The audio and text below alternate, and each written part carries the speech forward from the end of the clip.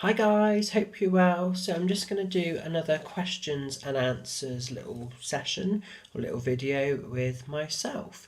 So I've had two questions which kind of are interlinked.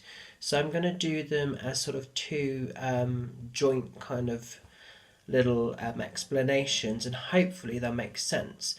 So the first thing first question, is from Fran Chandler, and I've had, does working with Reiki and mindfulness make you more aware of spirit when it's present? And then I've also had a question from Sarah Ridout, and that says, hi Mitch, my question is, why when I go into meditation, sometimes I start to see lots of different faces of people that then morph into other faces, all with different expressions, some very happy, some silent, screaming or distressed, some just still. Who are they? I don't ever recognise them. And am I seeing these, or is this just a figure of my imagination, or is this in a dream state? Quite often these faces appear as if they are wearing sunglasses. I can't see their eyes. Is this normal? Thank you.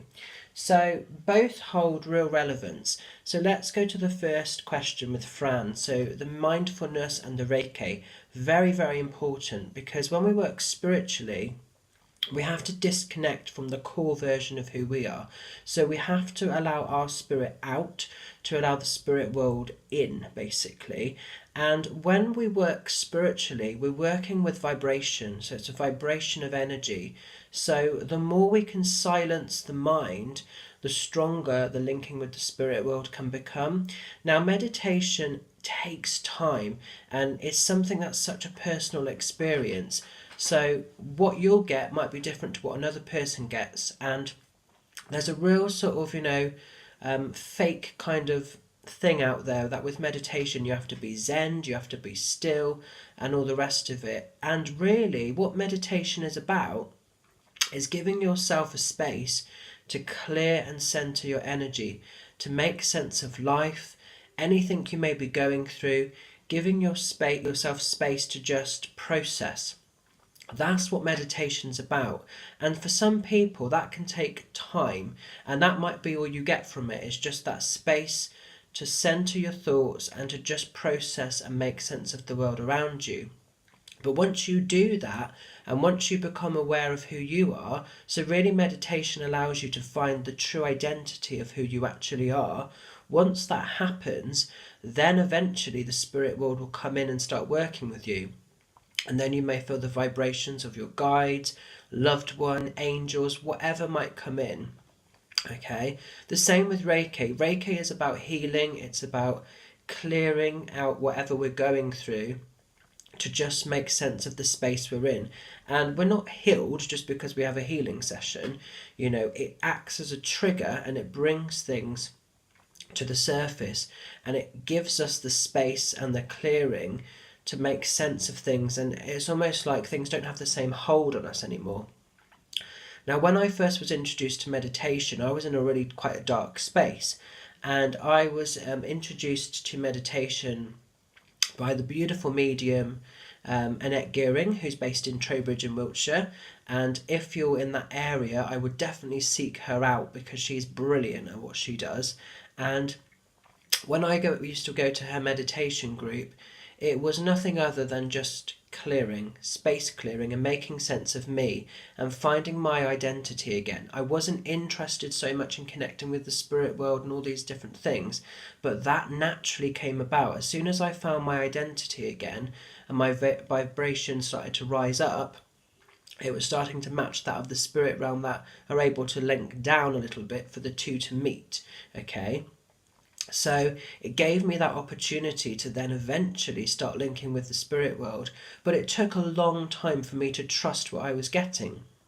So to begin with, I used to feel just a little sort of tickle on the side of my face. That's all I got. But I learned that that was actually my spirit guide. But it took me a long time to trust that feeling was a guide. I didn't see anybody for quite some time. I didn't get anything else other than this.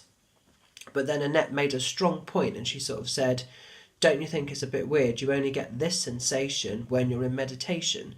And I thought about it, and I was like, oh. And then she went on to say, don't you feel that that could be your guide? That's the way they're linking with you. Now, to go on to Sarah's question, the way she sees certain energies around her, that's probably just the way you're processing. And some of that will be spirit coming in, but some of those emotions, because you've stated quite a lot of things there, you sometimes pick up on the emotions, they sometimes look happy, sad. More than likely, these are different characteristics of your energy, I would say.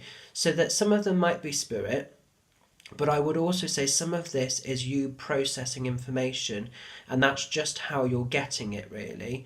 Okay, so it's about when you get that feeling, when you get a happy or sad person linking in, ask them stuff. Start an internal dialogue as you would if you were physically in the room with someone. Because if you saw somebody was sad in a physical room, you would go over to them and you would ask them questions. And often in meditation, we become a little bit like a viewer. So we view what's going on in our mind, but very rarely do we openly ask for things. And if you're getting those links, you need to know if it's spirit or if it's your own energy, because quite often it will be your own energy amplifying things. So this is so important. Before we can work with the spirit world, we have to understand the most authentic version of who we are, and we have to be realistic about this, because some people are very naive and they proclaim that they do this, that and the other, but they don't actually know their own identity. And you have to start with your own heart center first. So the more you can do that, then in time the spirit world will start linking in, and you will trust that it's spirit and not your own ego or not your own understanding of something, you know. So it's a little bit like having to learn a new language, but the more you can do it, the quicker and the stronger your links will become. And in time, you will know, right, when I get this feeling, I know that's a guide. And then you can go on to build upon that as a platform or a base, you know. And for some people, that's a quick journey, it happens quickly. For other people, it's a lot longer. For me, when I used to meditate at Annette's, it used to take me a long time, and it was about 2 or 3 months before I really was getting the full benefit. But in that sort of 2 to 3 month period before, that for me was all about identity and actually learning who I am, how I process information, and how I actually work in my own energy field. And sometimes it's very scary to invest in ourselves first, because part of us is impatient. We want the end result without doing the work. But it's got to start with you, and you will end up just kidding yourself if you try and fast track it.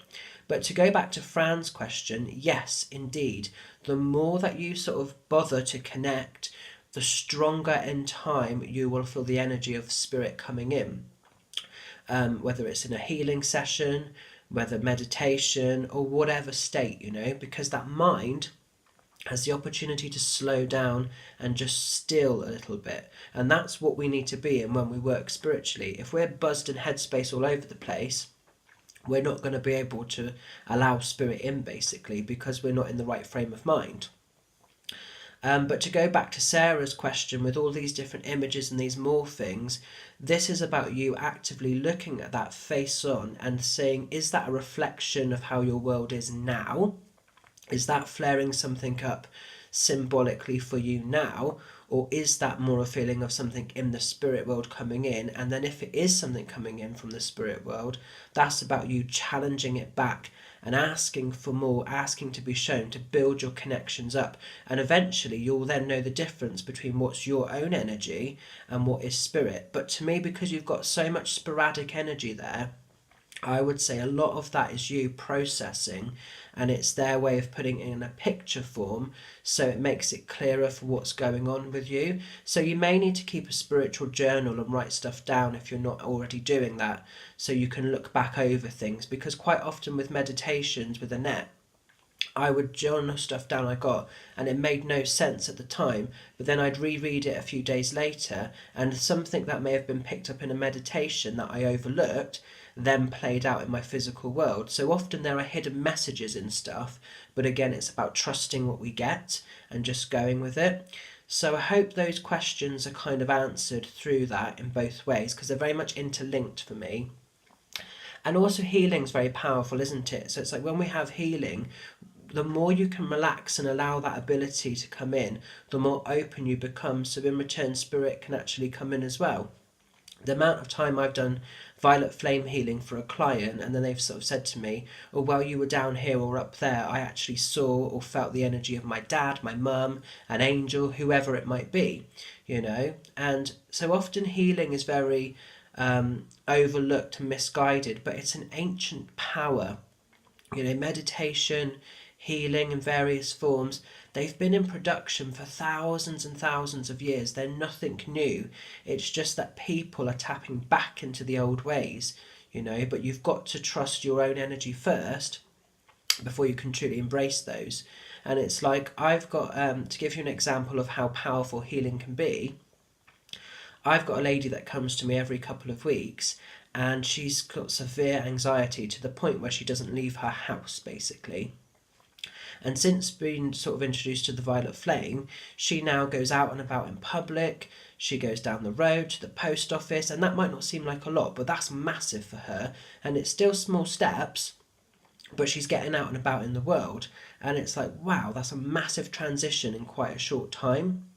I have another client who comes to me probably once every, I don't know, 2 or 3 months. It's not as often, but she suffers with severe sinus issues. Now, since she's been having violet flame, these have all, they've gone, they've stopped, you know. And I'm not going to say that that's going to be a permanent thing, because healing, I can't say by law, I can't say you're healed, you know, but certainly she's seeing the benefits of this, and all of this sinus that she used to suffer with for quite some time, months and months and months, and she used to go to the doctor, they couldn't find the root cause. Just by having the healing administered, that's gone, that's stopped. So for me, if you ever needed proof, that's there in black and white. It's like, wow, this is some powerful stuff, guys. But you have to be open to receive it. It's no good going in with an expectation that you will make me better. You have to be the one to allow the energies in and to process what you need to do. So it's very important that we give ourselves that space, sacred space. So sitting in the power is one of the best ways to meditate. You don't need to necessarily use guided. Guided is very powerful as well, but quite often sit in your power for like 20 minutes, half an hour, however long. And that sounds not very long, but that actually feels like a lifetime to begin with. But you will start to process, and you'll start to understand, and you'll start to slow down some of the white noise in your head. And in return, what will happen, the more that you do it, if you do it as a daily occurrence or a daily routine, you will start to feel the vibrations that are yours and know your own energy. But then you'll also start to understand and feel the vibrations that eventually spirit bring in for you. And when you understand and can identify the difference, that's when the magic can then start happening, really.